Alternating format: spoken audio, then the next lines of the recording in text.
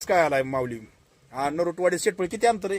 20 kilometre. 20 kilometre. इकडे कशासाठी आलाय? इकडे ऊस नेला कसला ऊस? 86. कशासाठी? बरं. किती गुरं किती ती? 19. 19. दूध किती लिटर जातंय? दूध आता कमी आहे सध्या. किती? 80-90 लिटर. 80-90 लिटर दूध जातंय. मग ऊस इकत्याला मग आता किती 20 किलोमीटरचं अंतर मोठं टमटमच घेऊन आलाय. काय म्हणायचं ह्याला? कसलं टमटम? डुगडुग डुगडुग घेऊन आलाय. मग हिथून ऊस न्यायचं म्हणलं परवडतंय का? हो बरोबर. कस काय किती दुधाला कसा भाव आहे आता?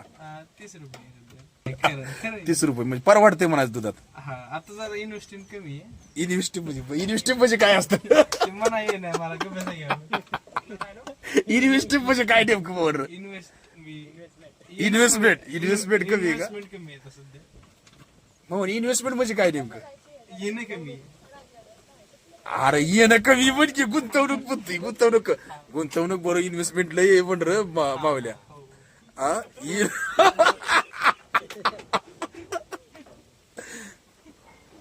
म्हणजे दुधाला चांगला भाव आहे म्हण की आता. हो नाही कमी आहे सध्या. दुधाला कमी भाव आहे का? कमी. मायनस मध्ये चाललाय. मायनस कशामुळं? मायनस मध्ये कशामुळे? त्याला भाव कशामुळे कमी होतोय? काय बेसळ युक्त. कोण? तुम्ही बेसळ करता का? आम्ही नाही. मग करतं कोण बेसळ नेमकं? डेअरीवालीच करते. डेअरीवाली हा म्हणजे शेतकरी तर बेसळ करत नाही. शेतकरी नाही. मग हीच म्हणायचं बोकच मोठं व्हायला लागल्यात म्हण की. बोकच मोठं व्हायला ते मांजर मिरी मांजर बिली कुरतड बोकच मोठं व्हायला लागल्यात. म्हणजे शेतकऱ्याची खरं तर काय चुकी नाही. शेतकरी प्रामाणिक कष्ट करतोय, सगळं प्रामाणिक करतोय.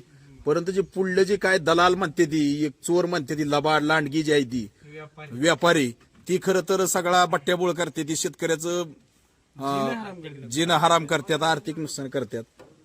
पण काय लग्न बिग्न झालं का नाही तुमचं? नाही असंच कधी लग्न कधी करायचंय? होईल म्हणून वाटत नाही. का कशामुळं? काय अवघड आहे. काय अवघड आहे नेमकं? काय अवघड आहे नेमकं? आता दिसायला तर तुम्ही बी पार मोठं पार काय म्हणतात की लय मोठं दिसताय तुम्ही. मोका खलपटण झालं वाटते. हा? म्हणजे जन्माला आलेलं चुकी झाली काय? बर ठीक आहे. मग कधी वाजवायचा बार? कधी वाजवायचा काय? वाटत नाही होईल. तसं म्हणणं करावं. होईल. हा. तुम्ही आधार देताय म्हणजे होईल. दुधाचं दर पण कमी झालेत का आता? कमी झाली. आधी किती होतं?